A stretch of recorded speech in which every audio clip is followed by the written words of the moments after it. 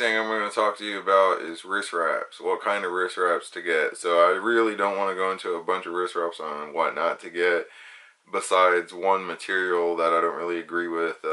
More so for beginners that don't know how to wrap their wrist and are trying to learn how to do it the right way, is any kind of material that is like a spandex, elastic, stretchy material to where when you pull it becomes longer and then it wants to pull back on itself.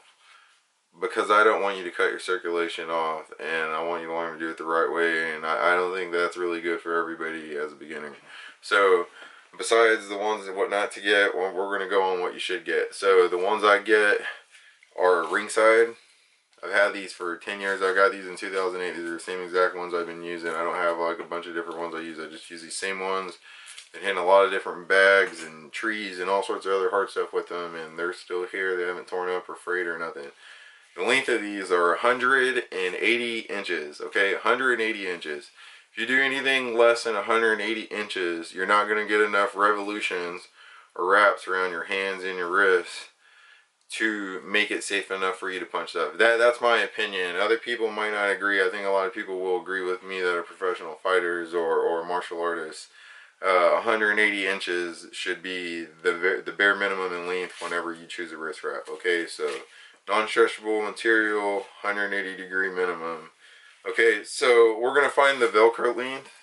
The reason why we want to make sure that we kind of like inspect our wrist wrap, and we're going to straighten it up. Usually you're not going to always have it in like a tight little roll, because you want these to air out in between sessions. And also whenever you're washing, I suggest not to put these in the dryer, just to hang dry them outside, or if it's wet outside, do it like over the bathtub or shower. That way you don't make a mess with water dripping everywhere. But washing them, you can just soak them with like your favorite detergent in like a sink for like an hour or two, hot water, and then hang dry them after you wring them out.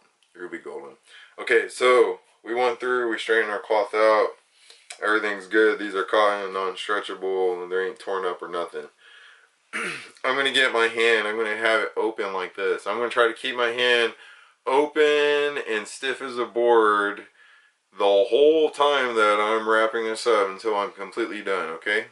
The reason why is because if you start moving and changing how your fingers are, and sometimes they're loose and then sometimes they're like real stiff, you're going to change how this is being wrapped when it comes to like its tightness, and it might be too loose and it might be too tight when we're done. Alright, so to make sure that it's kind of evenly wrapped with how tight it is, you want to keep your hands stiff as a board with your fingers spread out like this. Okay, so we're going to start with the wrist first. We're going to do one wrap around the wrist. Okay, I did one wrap around the wrist. Now I'm going to come up and I'm going to come around, and you see I came up, instead of coming back around the wrist again, I'm going to come up between my thumb and my forefinger right here. Okay, I'm going to do that 2 times, and it's going to overlap going higher on the second one. Okay, see this one? It overlaps and it goes just a little bit higher to get over my knuckles. Okay, so I wrapped my wrist once and I came over here after I looped this little loop through my thumb. Okay, my fingers are still spread out real tight. My hand's stiff as a board.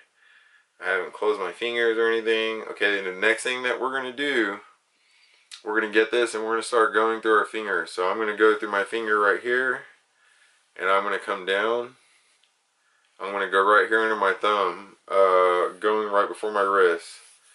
I'm going to go to my next one. I'm going to keep this flat and tight the whole time I'm going through these, okay? Let me get a little bit closer.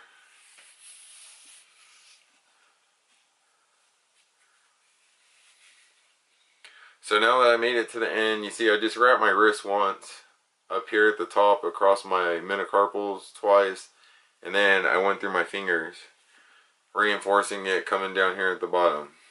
Okay, that should be the start for everybody who's wrapping their wrists. Okay, like this right here, this is already good. This is like a exoskeleton for like your brace that you're making with your wrist wrap. So the next thing we're going to do, we're going to go back around the wrist.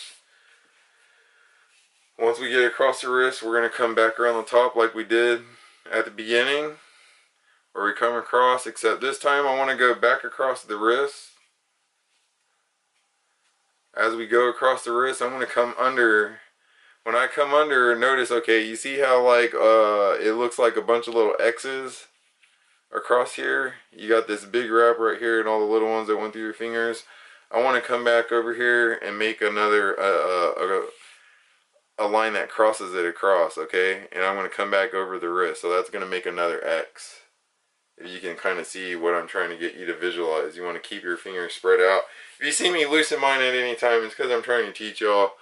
I always keep mine pretty spread open and stiff as a board. So we're going to go around the wrist again, and we're going to come right back up, and we're going to do that same little X pattern again, where we're going to come up around.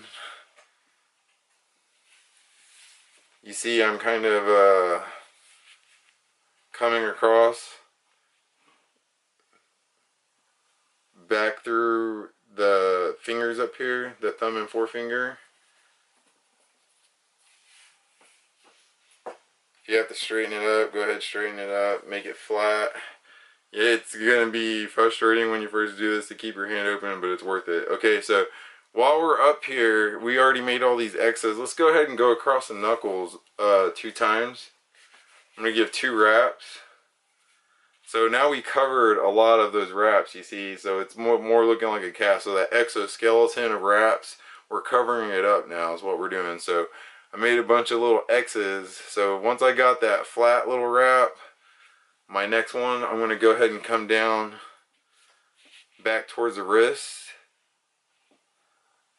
or the top. When I come over the wrist, instead of going around the wrist, I'm going to go over the top one more time, okay? So instead of going around this way, I'm going to come around one more time straight through here, right where the fingers are at, and then I'm going to end my wrap.